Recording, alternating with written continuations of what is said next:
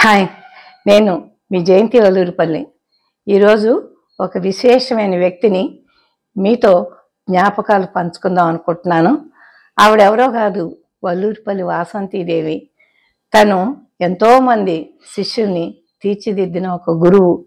మరి ఒక కాలేజీ లెక్చరర్గా ఎన్నో గవర్నమెంట్ కాలేజీలు ట్రాన్స్ఫర్ మీద వస్తూ చివరికి ఎస్ఆర్ఆర్ కాలేజీకి చేరుకున్న అక్క వాసంతీదేవి. మా అక్క 5గురిలోనూ ఈ వాసంతక్క 2, నేను 3. అందుకని మా ఇద్దరికి ఎక్కువ అనుబంధం ఉండేది. వాసంతక్క ఎస్ఎస్ఎల్సి చదువుతున్నప్పుడు మేము అంపాపురంలో ఉన్నాం. అక్కడ నేనేమో 6th ఫార్మ్ అనమాట. ఇద్దరం కలిసి తేలపోలు హై స్కూల్లో చదివేవాళ్ళం. ఆ రోజు గుర్తొస్తుంది నాకు ఇప్పటికీ కూడా. అయితే ఇద్దరం బయలుదేరి వెళ్తుంటే చేల గట్టి మేంచి వెళ్ళాలన్నమాట. మా చేను గట్టి మేంచి వెళ్తుంటే ఒకరోజు సడన్గా పెద్ద తాసుపాం కనపడింది. ఇంకిద్దరం పరుగుమంటూ వెళ్ళి తేలపోలు హై స్కూల్లో పడ్డాం. ఆ తర్వాత కొద్ది రోజులకే అంపాపురం మీద నుంచి తేలపోలు స్కూల్కి వెళ్ళేది ఒక ప్రైవేట్ బస్సు వచ్చిందనమాట. సరే, ఆ బస్సులో మొదలెట్టి వెళ్ళేవాళ్ళం. ఒకరోజు ఏమైందంటే సాయంత్రం స్కూల్ అవగానే బస్సు వచ్చేసింది. వస్తే తను ఏం చేసిందంటే బస్సు ఎక్కేసింది రాకుండానే. ఆ బస్సు ఏమో ఊరు చివరి దాకా వెళ్ళి మళ్ళీ వెనక్కి వస్తుంది అనమాట స్కూల్ మీదుగా. ఎక్కగానే కండక్టర్ అడిగా అంటే అదేంటి చెల్లేదని అంటే ఏమో బస్సు వచ్చింది ఎక్కేసానందంట. ఆ తర్వాత నేను బయటకు వచ్చి చాలా చిన్నదాన్ని కదా, అప్పుడు ఆ కండక్టర్ ఆశ్చర్యపోయి ఆపి ఆ డ్రైవర్ అందరూ కూడా దూరం నుంచే బస్సు ఆపుకుని నన్ను ఎక్కించుకుని తర్వాత తను ఇంకా బాగా తిట్టారంట, చూడు చిన్నదాన్ని వదిలేసి వచ్చాను. ఈ సంఘటనలన్నీ చిన్నప్పుడువి. అయితే ఇవన్నీ ఇంట్లో చెప్పొద్దని చెప్పింది, చెప్పలా నేను. తర్వాత ఇక పెద్ద అయినాక అందరం విజయవాడ వచ్చేసాము. వాళ్ళందరూ ఎస్ఆర్ఆర్ కాలేజీలో చేరారు, నేను సివిఆర్ హై స్కూల్లో చేరాను. వాళ్ళ కాలేజీ ఎడ్యుకేషన్ అవగానే నేను మళ్ళీ ఎస్ఆర్ఆర్ కాలేజీలో చేరాను.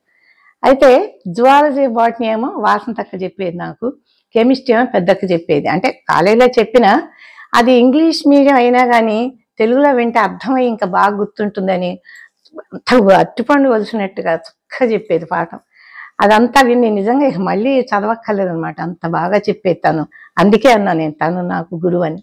అలా ఎంతో మంచి మార్క్స్తో మేము అందరం పాస్ అయ్యాం. ఆ తర్వాత అందరం లెక్చరర్స్ అయ్యాం.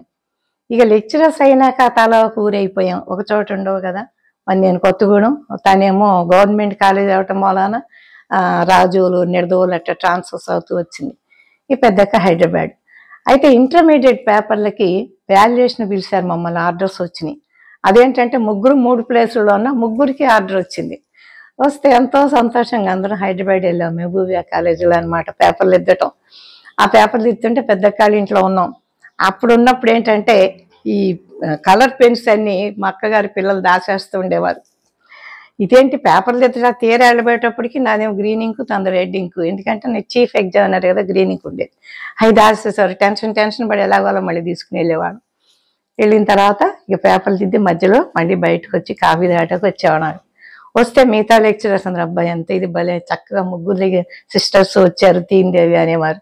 అసలు ఆ 10 రోజులు ఎంత ఎంజాయ్ చేశామో, ఆ కలిసిన రోజులు ఇప్పటికీ నా కళ్ళల్లో మెదులుతాయి. ఆ తర్వాత కూడా మళ్ళీ ఒక రిఫ్రెషర్ కోర్స్ కూడా వాసంతక్క నేను ఇద్దరం కలిసి చేసాం.